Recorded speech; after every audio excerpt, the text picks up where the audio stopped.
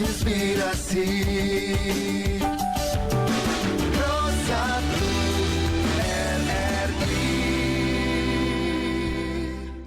Selamat pagi Pak Laudi, salam sehat. Selamat pagi Mbak Femi, salam sehat. Baik Pak Laudi, ini sebelumnya selamat nih, sudah satu tahap kan Pilkades ya telah dilewati dengan penetapan Cakades untuk Pilkades Kecamatan Ruteng. Baik, Baik Mbak Femi. iya, di Ruteng sendiri ini Pak Laudi ya ada 18 desa, namun penetapan calon kepala desanya ini hanya untuk 13 desa. Ini apa alasannya nih Pak? Baik Mbak Femi, terkait dengan tahapan Pilkades yang di Kecamatan Ruteng, perlu kami sampaikan bahwa benar di Kecamatan Ruteng ada 18 desa. Dari yang menyelenggarakan pemilihan kepala secara langsung kali ini memang ada 3 desa karena desa yang tidak mengikuti tahapan Pilkades kali ini memang masa jabatan dari kepala desanya belum berakhir, begitu. Oke. Sehingga yang menyelenggarakan Pilkades kali ini hanya desa-desa yang masa jabatan kepala desanya sudah berakhir. Oke. Berarti desa mana saja nih Pak yang nantinya akan melaksanakan Pilkada serentak pada 11 November 2021 nanti ini Pak? Ini ada 13 desa, antara lain Desa Kakor, Desa Cumbi, Desa Belanturi, terus Pongleko, Anam, atau sering disebut Desa Bulan, dan beberapa desa lain juga yang nanti selenggarakan. Terus dari total 13 desa, ada 36 calon yang bertarung nanti Pak. Mereka akan merebut simpati dari 20.536 pemilih yang tersebar di 13 desa. Oke. Nah ini sebelumnya ada berapa kandidat nih Pak yang mendaftar untuk Cakades sebelum akhirnya 31 orang ini yang ditetapkan oleh panitia desa Pak? 36 orang. Oke, 36 orang. Sebenarnya yang mendaftar kurang lebih kemarin ada 37. Jadi 1 orang yang karena persyaratan ijazahnya sehingga panitia membatalkan pencalonannya, sehingga yang diakomodir 36 orang. Dan akhirnya terpilih 31 orang nih Pak ya? 36 orang. Baik. Nah ini nantinya nih Pak Laudi ada berapa tahapan yang harus dilewati bagi para calon kepala desa ini Pak sebelum di hari H pemilihan? Sebenarnya kan sebelum hari H pemilihan kemarin memang itu tahapan ini ya, penetapan pasangan calon, dan ini lagi mereka masuk ke tahapan kampanye Pak. Oke. Tahapan kampanye, selesai masa kampanye, masa tenang, memang kita rencana nanti supaya Pilkadesnya damai dan tenang. Nanti kami akan panggil mereka semua untuk sebelum 2 hari sebelum pemilihan mungkin kita minta mereka untuk deklarasi Pilkades damai di Kecamatan Ruteng, karena memang untuk Manggarai yang rawan untuk pemilihan kepala desa memang selama ini ya Kecamatan Ruteng gitu. Oke, ini kenapa Pak kok bisa dikatakan rawan nih di Kabupaten Manggarai untuk Kecamatan Ruteng sendiri? Nah ini Pak, memang ya kebiasaan-kebiasaan orang Manggarai biasanya ya pemilihan kepala desa atau pemilihan apa itu mereka biasa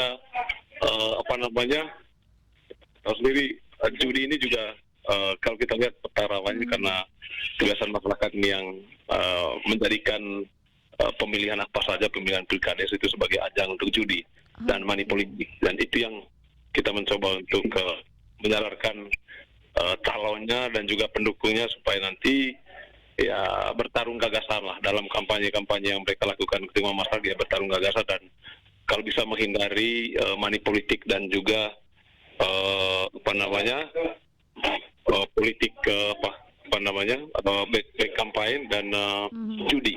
Jadi itu yang kita coba salar ke masyarakat, jangan sampai merusak demokrasi itu dengan judi begitu. Baik.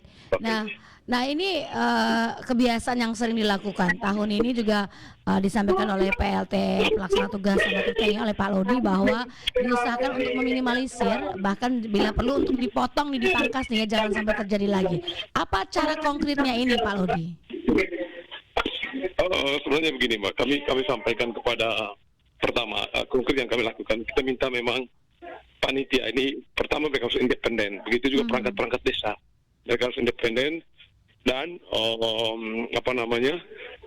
kita minta untuk masing-masing pasangan calon atau juga masyarakat kalau ada calon atau tim yang membagikan uang ya kita minta mereka untuk ya videokan atau juga kalau bisa difoto.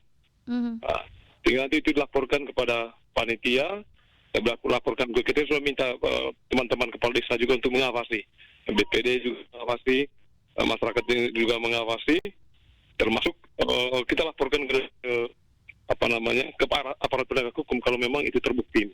Ya kita minta supaya ya didiskualifikasi calonnya begitu. Oke, jadi ini memang komitmen yang cukup tegas nih Pak Lodi ya. Ketika mendapati di lapangan atau ada money politik atau black campaign, ini masyarakat diberikan kesempatan untuk melaporkan kemana ini Pak? Ke panitianya ataukah ada situs khusus atau ada alamat khusus untuk masyarakat bisa melaporkan? Sebenarnya kita minta ya, supaya kita punya teman-teman Babin Kamtib, Babinsa bisa juga melapor ke tim kecamatan atau bisa lapor juga ke kami, ke camat atau kepala desa. Yang penting bukti-buktinya otentik. Jadi itu kita akan proses gitu Pak. Okay. Kita sudah sampaikan Pak, kami juga turun ke tiap-tiap kemarin desa yang menyelenggarakan pilkades, kami sudah mengingatkan itu dan menginformasikan itu kepada calon dan juga mereka punya timnya supaya ya kita minta untuk menghindari politik uang dan black campaign serta judi. Itu juga kami juga meminta masyarakat kalau ada yang menjadikan ajang pilkades sebagai ajang untuk mereka bertaruh judi, karena selama ini yang kita lihat rawannya pilkades itu karena para penjudi ini Mbak, para penjudi mereka bisa pemilihan itu karena judi begitu. Sehingga kita minta awasi para penjudi ini oleh masyarakat dan juga dari teman-teman Babin Kamtib. Baik. Nah ini apakah ada sanksi khusus nih Pak? Selain tadi disampaikan bahwa ketika ketahuan nanti calonnya akan didiskualifikasi. Nah bagi para penjudi-penjudi ini sanksinya seperti apa? Agar jangan sampai terulang lagi di setiap kesempatan ini bisa digunakan untuk berjudi nih Pak Lodi.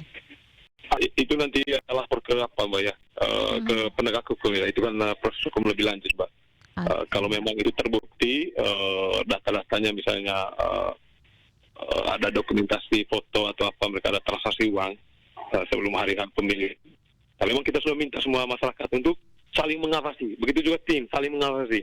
Ya, kalau ada masyarakat atau tim yang membagi uang, ya sudah mereka kita minta untuk segera melapor supaya harapan kita memang ini benar-benar memilih pemimpin yang bermartabat gitu Mbak ya. Jadi mereka bangga menjadi pemimpin karena memang dipilih oleh masyarakat karena pilihan karena kasih duit begitu. Oke, karena kemampuannya ya Pak ya, bukan karena ada embel-embelnya. Siap.